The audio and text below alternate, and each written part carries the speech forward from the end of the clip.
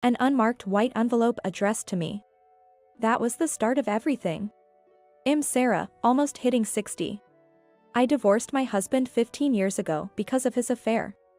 Since then, I've been living alone, but for the past year, I've been living with my second son and his girlfriend, Daisy. My eldest son, Tom, now 35, lives in an apartment near his workplace. I was living a peaceful life, working part-time until one day, this envelope without a sender, crudely marked with my address and name, arrived. Inside was a bill from a hotel. What's this? Upon closer inspection, I found that the bill was not addressed to me, but to my eldest son, Tom, and it appeared to be a bill for the wedding and reception expenses. The date was about 2 weeks ago. What does this mean? Did Tom get married? Indeed, Tom had a girlfriend I met just once a few months ago. But at that time, there was no talk of marriage, and frankly, I didn't have a great impression of the woman. Her name was Michelle, I believe, and she barely made eye contact and kept saying, and oh. As if displeased with something. Could it be that Tom married her? I hurriedly called Tom, but he didn't answer, possibly because he was at work. I tried to leave a message on the landline phone of the apartment where my son lives alone, and a woman answered. It was Michelle. Upon realizing the call was from me, she said with utter annoyance, "Ugh. This is why I told Tom to get rid of this landline. What does this mean? Did you two get married? Are you living together there?" I bombarded her with questions, to which Michelle responded in a robotic tone. "We got married, we're living together." So what? So what? I received a bill from the hotel. I didn't hear a word about a wedding. Oh, it arrived already? I sent that because I was hoping you would pay. Michelle answered nonchalantly. We chose a venue where we could pay later. We paid the deposit, but we thought you should handle the rest. What? They had a wedding without even inviting me, and now they expect me to pay?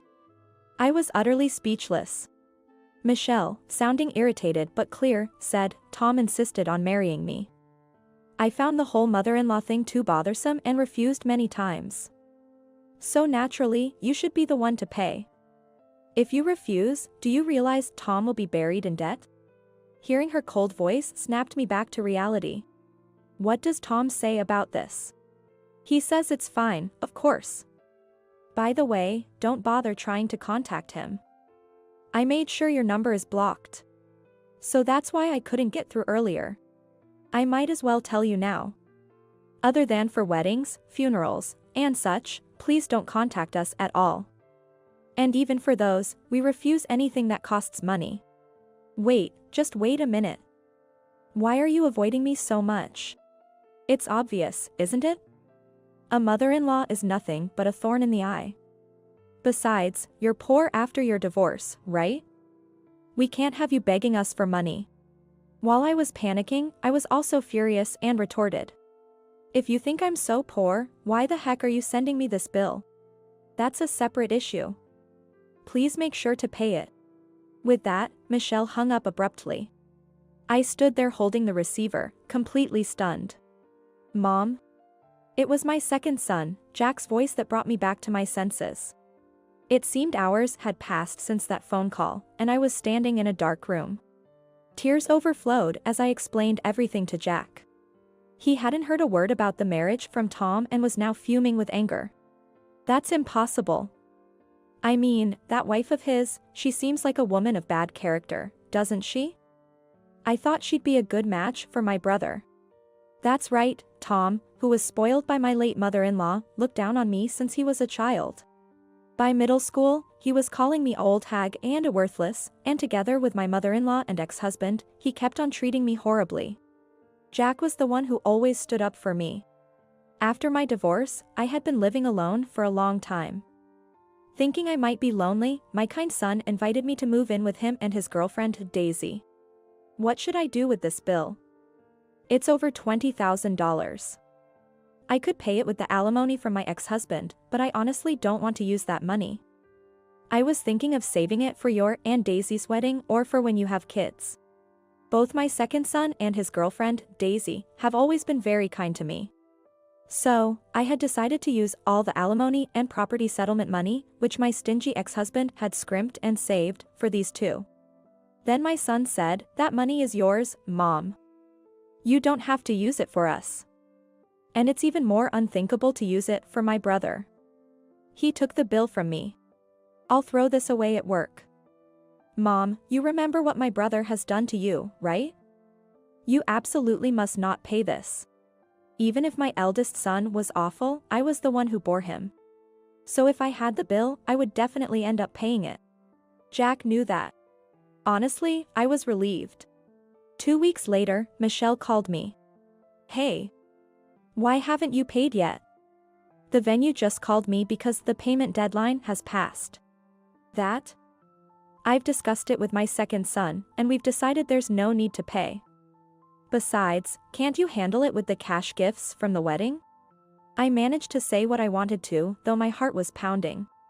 Then Michelle flew into a rage. "We've moved, and we've already spent all the cash gifts. What are you going to do about this?" "What? You moved? Where to?" "Shut up. It doesn't matter where. This woman truly wants nothing to do with me."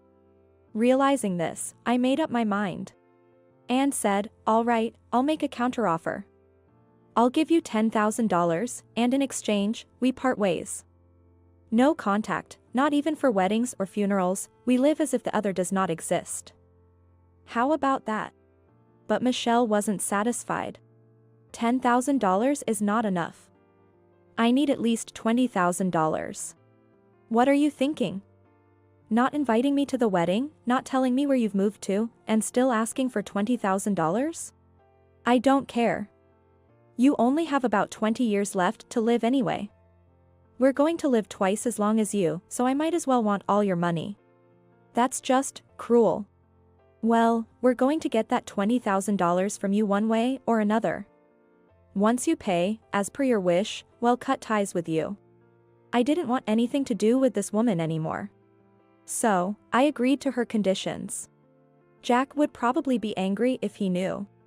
But I didn't want to be troubled by Tom and his wife anymore. A year later, Jack married Daisy. They were about to set up a new home, and though I was planning to live alone, they both asked me to live with them. So, I gave them not only a wedding gift but also prepaid 2 years' rent for their new place and some money to help with their mortgage. Then Michelle called again. "Tom's brother and his wife are building a house, aren't they? You helped them, right? Because of you, Tom is working 2 jobs and is exhausted since you only gave us a mere $20,000. It seems she heard about our new living situation somewhere." I was dumbfounded. "But you agreed to that back then. I can't change it now." "Shut up. We're having a baby, what are you going to do about that?" "Oh, really? Congratulations. But remember, we agreed to cut all ties, no matter what. So, I'm not going to give you a penny." No matter what she said, I had decided not to get involved anymore and stood my ground. "You think you're so high and mighty. Even if your grandchild is born, I won't let you see them. You'll regret it." And with that, Michelle hung up. Apparently, she thinks a grandchild is the ultimate trump card to control a mother-in-law. I would love to have a grandchild. But I'm already about to have one, actually, twins, a boy and a girl. Daisy is 8 months pregnant. I'm sorry, but I'm not interested in Tom's child at all. Half a year later, Daisy gave birth safely, and I was busily but happily caring for the twins. That's when I got an email with a photo from my eldest son, Tom. It seemed that Michelle had also given birth, and the photo showed a lovely baby with Michelle and Tom. But since we had already cut ties, it was none of my concern. When I kept ignoring it, Michelle called me, seemingly out of numbness. "Did you see the picture? Isn't it incredibly cute?" "Yes, it is." "So, what do you want?" "Don't talk like that. I went out of my way to show you your grandchild. And? It's your eldest grandson. You could at least send a congratulatory gift." "What? I thought we agreed no contact except for weddings, funerals, and such." "Well, yes, that was the agreement, but normally a parent would send a congratulatory gift or something. I knew it would come to this. No, I'm sticking to the agreement with you, Michelle. With that said, Michelle, seeming to realize it was futile, handed the phone to Tom. That's the deal between you and Michelle, right? It's got nothing to do with me. Send me the celebratory money. He's always been good at twisting logic. It's your eldest grandson, you know? Don't you think you should take care of him? According to Tom, how they treat their grandchild will determine how I'm treated in my old age. I really don't need you to worry about my old age. Huh, you think you can rely on Jack, huh? With 2 kids of his own, do you really think he can take care of you in your old age? I'm not planning to rely on Jack and his family. So, what are you going to do? I know you didn't get much from Dad's alimony. Wouldn't it be better to cozy up to us now? With an air of triumph, Tom said that. To him, I replied. Like I said, I'll be fine. I've been paying into a personal pension insurance since I was single. It's an old policy, so the rates are good, and I get about $800 every month starting this year. Plus, I've worked long enough to get about $800 in government pension too. I can live on both combined. After hearing that, Tom seemed to be in shock. There was silence for a while before he sputtered, but that will be just enough if nothing happens. When you get older and your body breaks down, you'll come crawling to us for help. Then, laughing, I answered. Don't worry. I canceled the life insurance where you were the beneficiary. I had taken out life insurance policies for Tom and Jack when they were born, with each of them as the beneficiary. I had canceled Tom's to pay off that $20,000.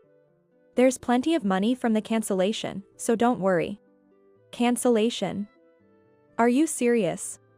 Pity, isn't it? If I hadn't canceled it, you would have gotten about $100,000 when I pass away. No way. If you're going to blame someone, blame Michelle. She was the one who said to get the $20,000 from me by any means necessary. Actually, the cancellation refund was only about $50,000, so I had about $30,000 left, not as much as to shock Tom, but there was no obligation to tell him the exact amount. Pleased with the silent shock on Tom's end, I hung up the phone. Afterward, it seemed Tom and Michelle had a huge fight. There's talk of divorce, but discussions about alimony and child support are at a stalemate, and they're in a state of living separately within the same house. It's like seeing the end of someone obsessed with money. As for me, I started working part-time as a cleaner to ensure I don't burden Jack and his family financially during my retirement. Warmly welcomed by my son and his wife and with 2 grandchildren, I am truly happy now.